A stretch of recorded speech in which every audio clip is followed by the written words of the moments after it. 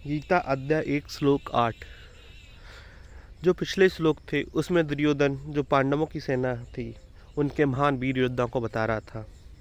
पर अब वह गुरु द्रोणाचार्य से कहता है कि ये गुरु द्रोणाचार्य, अब आप मेरी सेना में देखिए कि जिसमें कि आप जैसे महान योद्धा हैं, भीष्म जैसे, कर्ण जैसे, कृपाचार्य जैसे, अश्वत्थामा जैसे, विकर्ण जैसे, सोमदत्त जैसे, कि जो कि युद्ध में हमेशा विजयी रहते हैं, ऐसे हमारे पास योद्धा हैं। जो कि हम इसका मतलब आध्यात्मिक दृष्टि से समझते हुए आए हैं और उसका हम मतलब गहराई से समझते हैं कि जो हमारा अहंकार है, अगर किसी अहंकारी व्यक्ति की किसी दूसरे व्यक्ति से लड़ाई होती है तो अहंकारी व्यक्ति का सोचता है कि मेरे पास धन है, मैं इसको मिट्टी में मिला दूंगा। अगर उसके पास धन नहीं है कि मेरे पास मेरे 4 बेटे हैं, इसके पास तो एक दो ही बेटा है, मैं इसको पीट दूंगा और मतलब इसको भी मिट्टी में मिला दूंगा मैं। तो ये सब क्या है? ये सब अहंकार का वो है। अहंकार हमको अंधकार में लेके जाएगा। जहाँ जहाँ मैं है सोचता है कि मेरे पास ये है, तो वह वहाँ वहाँ क्या है कि वहाँ वहाँ अहंकार है। हम समझते हुए आए हैं, आज तो सुनते हुए आए हैं, कई बुजुर्गों से भी सुना होगा और कई ग्रंथों में पढ़ा होगा कि हमारा कोई नहीं है और हम अकेले ही आते हैं, अकेले ही जाते हैं, और ये सच बात भी है।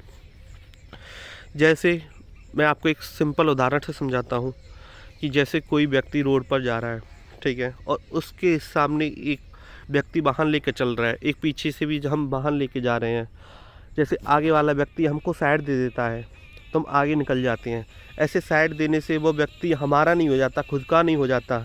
ऐसे ही ये हमारे रिश्ते हैं कि जैसे बेटे का रिश्ता है, पिता का रिश्ता है।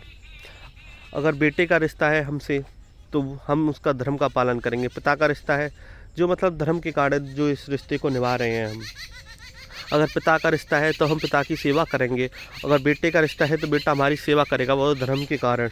पर जब हमारा शरीर छूटता है, जब हम अकेले जाते हैं, तब वह बेटे या उसमें से पिता या जो कुछ भी है वो हमारे साथ नहीं जाता, हमको अकेले ही जाना पड़ता है।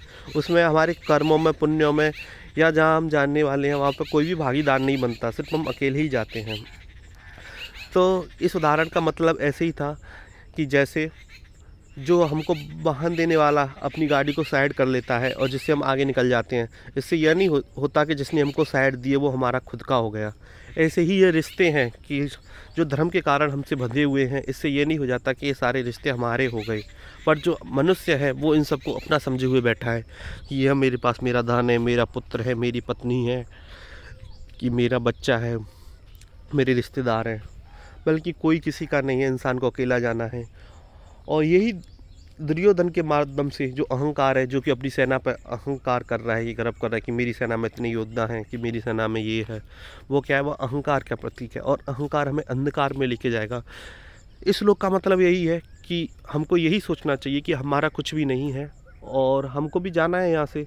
और जो चीज़ें जो हमको मिली हैं, माँ बाप या पिता का पैसा है या बेटे का पैसा है, तो इस पर हमको अभिमान, इसको हम पे गर्व नहीं करना चाहिए। या हम पढ़ने में अच्छे हैं तो इस पर गर्व नहीं करना चाहिए, क्योंकि ये सब परमात्मा की देन है और परमात्मा ने दिया है, और जो उसने दिया है वो एक दिन वापस भी ले लेगा।